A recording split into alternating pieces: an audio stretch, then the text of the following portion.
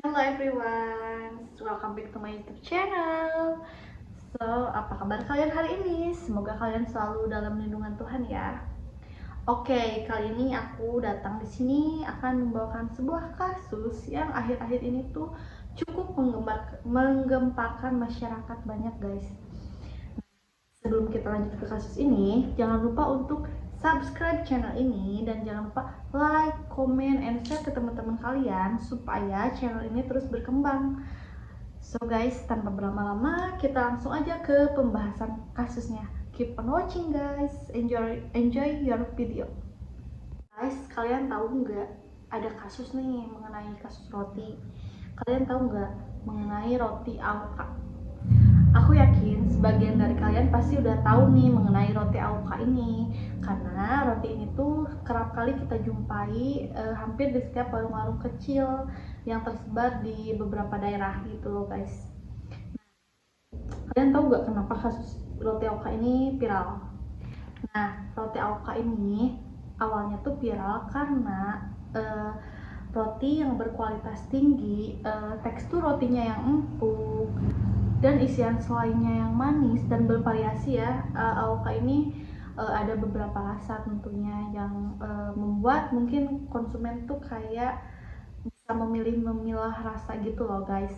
Nah, roti ini itu dihargai atau dilabeli harga dengan harga yang sangat murah untuk jenis roti yang menurut aku itu kualitasnya lumayan oke dan hampir setara dengan roti-roti yang bisa kita jumpai di supermarket gitu loh guys. Nah, ini berharga Rp2.000 guys. Jadi harga roti ini tuh cukup friendly dan ramah lingkungan guys.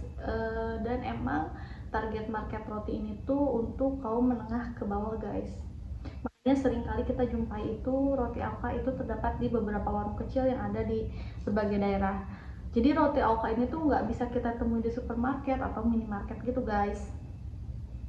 Nah, terus ditambah lagi dengan seiring berjalannya waktu tuh ada beberapa content creator yang mereview mengenai roti Alka ini guys. Jadi roti Alka ini direview oleh beberapa content creator, entah itu endorse atau emang bener-bener honest review gitu loh guys. Namun dengan adanya review dari content creator justru membuat eksistensi dari roti Alka ini naik guys. Jadi semakin viral, udah dengan harga yang sangat murah dan terjangkau, rotinya yang enak dan dengan kualitas roti yang empuk gitu loh guys. Cuma kalian pernah berpikir gak sih, apa nggak rugi itu perusahaan dengan harga Rp2.000 tapi kualitasnya oke banget gitu loh. Aku sendiri sih udah pernah coba ya roti Alka ini karena emang sering banget kita jumpai di warkop atau di warung-warung pinggir jalan dan warung-warung yang ada di beberapa daerah. Terus kalian pernah berpikir gak sih mengenai komposisi yang terdapat pada roti Alka ini? Karena ya enak gitu, roti Alka itu emang bener-bener enak gitu. Terus tekstur rotinya yang empuk itu kayak balance aja menurut aku, dan harganya yang sangat affordable.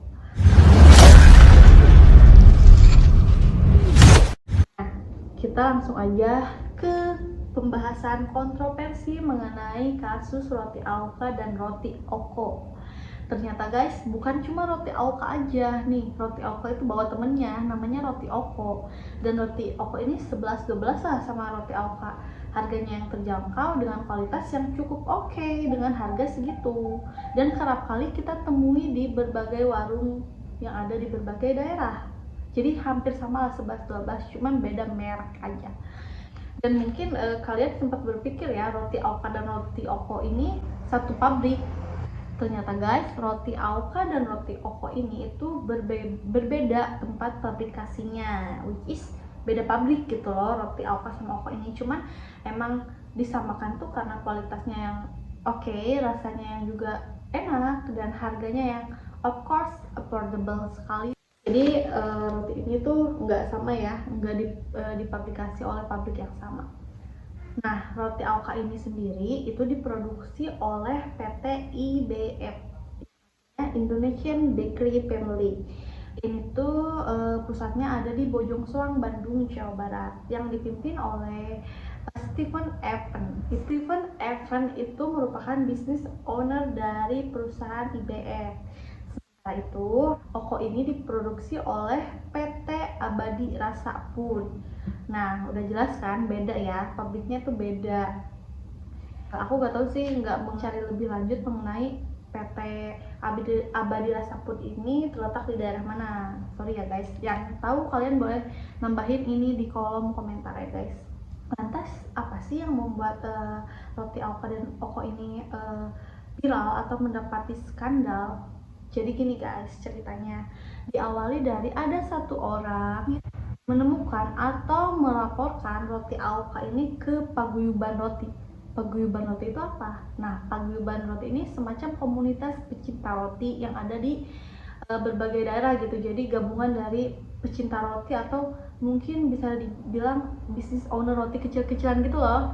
Nah, dilaporkannya roti Alka ini karena didapati pada plastik bungkusnya itu udah expired, which is emang roti Alka ini sudah expired. Namun kenapa kok bisa dilaporin sih? Karena si roti ini tuh udah expired, cuman nggak ada perubahan fisik gitu loh. Jadi kayak ya udah kayak normal aja. Loh, harusnya bagus dong kalau nggak ada perubahan fisik itu. Guys, kalian tahu nggak sih kalau roti ini merupakan salah satu makanan fermentasi. Kenapa fermentasi? Karena di dalam bahannya itu menggunakan ragi. Nah, kalian tahu kan ragi itu sejenis senyawa bakteri baik gitu loh guys. Kenapa memakai ragi? Karena ini untuk membentuk rasa atau rasa dan aroma dari roti tersebut gitu guys.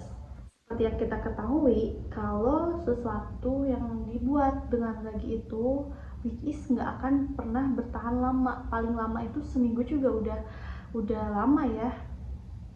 Seminggu juga itu udah lama banget, karena yang menggunakan ragi ya pasti lama-kelamaan berjamur gitu, tumbuh bakteri baik gitu loh guys, fermentasi gitu.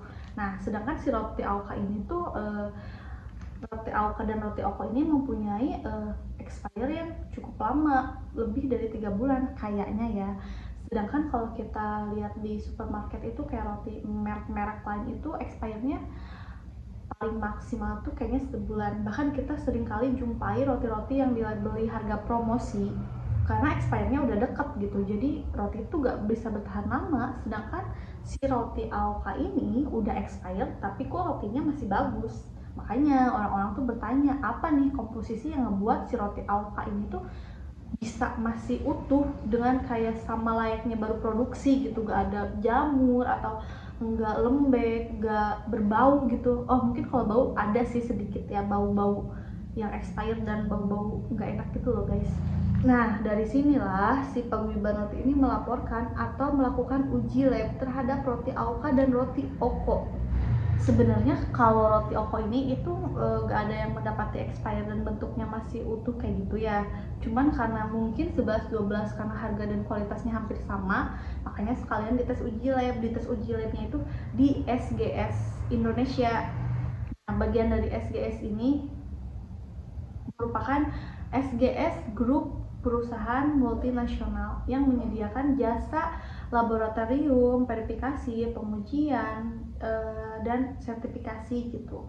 Mendapati sampel dari roti Alka dan Oko ini mengandung senyawa yang berbahaya, yaitu sodium dehydroasid. Sodium dehydroasid ini sebenarnya merupakan bahan pengawet untuk kosmetik. Ditemukannya itu sebanyak 230 mili per kilogram pada roti Alka, dan sedangkan pada roti Oko itu didapati 345 per kilogram. Jadi lebih kandungannya itu lebih banyak di roti Oko ya daripada Alka sendiri. Cuman ya sama-sama mengandung ya bahan yang nggak baik tadi.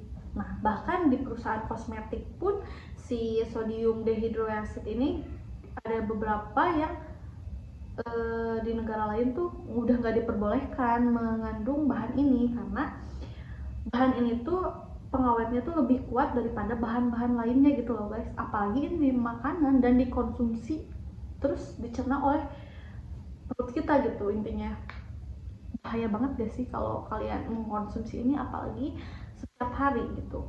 Makanya kenapa nih roti Alka dan Oko ini meresahkan masyarakat sekali, karena emang kandungannya yang berbahaya gitu loh guys. Nah, sodium dehydroasid ini juga seringkali disebut dengan natrium dehydroasid. merupakan salah satu zat adiktif yang mampu menghambat pertumbuhan mikroba sehingga dapat mengawetkan produk. Bahan ini mempunyai kekuatan pengawet yang lebih kuat daripada bahan lainnya. Nah, makanya yang tadi aku bilang, udah ada di beberapa negara kalau bahan ini tuh nggak diperbolehkan untuk kosmetik sekalipun karena pengawetnya ya sangat kuat gitu. Apa sih efek samping dari sodium dehydroasid ini kepada tubuh kita atau terhadap kesehatan kita? Nah, guru besar ilmu gizi Institut Pertanian Bogor atau IPB, Hadiansa menjelaskan, zat kimia natrium dehidroasid ini dengan dosis tinggi sebagai bahan tambahan pangan berpotensi memicu gejala iritasi hingga gangguan hati dan ginjal pada konsumen. Wah, ngeri banget ya, sampai kita mengkonsumsi roti yang kadang kita tuh berpikir kalau roti itu makanan yang sehat namun mengandung zat berbahaya sampai bisa merusak hati dan ginjal kita, guys. Aku gak bisa berekspektasi apa-apa lagi sih, apalagi aku pernah mencoba roti alka itu dan bahkan bisa dibilang beberapa kali gitu. Pas dengar kasus ini aku juga agak takut ya sebenarnya, karena emang banyak sekali orang yang mengkonsumsi roti ini. Lalu bagaimana nih tanggapan dari para produsen produk roti tersebut? Nah, kedua produsen roti ini sudah angkat bicara mengenai kasus yang meresahkan warga ini. Head of Legal PT IBF atau yang memproduksi PT Alka, Kemas Ahmadiani, mengatakan perusahaannya selama ini selalu mengikuti regulasi dan diawasi ketat secara berkala atau periodik nih. Dia pun menduga tuduhan tersebut sebagai black campaign. Black campaign ini apa sih? Black campaign ini bisa disebut persaingan bisnis secara tidak sehat, yang artinya menjatuhkan lawan bisnisnya gitu loh, guys. Makanya si Pak Kemas ini ingin menindaklanjuti mengenai kasus ini, siapa yang melaporkan, siapa yang melakukan tuduhan itu gitu loh, guys.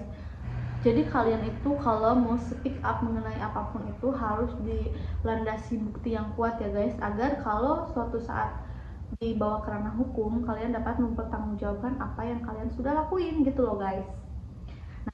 Setelah itu, pengelola pabrik PT Abadi Rasa Food ini, Jimmy, mengatakan roti buatan mereka ini bisa bertahan lama karena diproduksi dalam ruangan yang berstandar internasional dan steril, seperti ruangan operasi rumah sakit. Berarti safety banget dong. Dan ada nih yang gak kalah mengejutkannya. Kalian ya, tadi aku kan udah sempat bilang yang ngeluarin uji lab itu kan SGS. Di sisi lain, SGS-nya ini malah mengklaim kalau dia itu tidak pernah mengeluarkan hasil uji lab dari Alka dan Oko sendiri.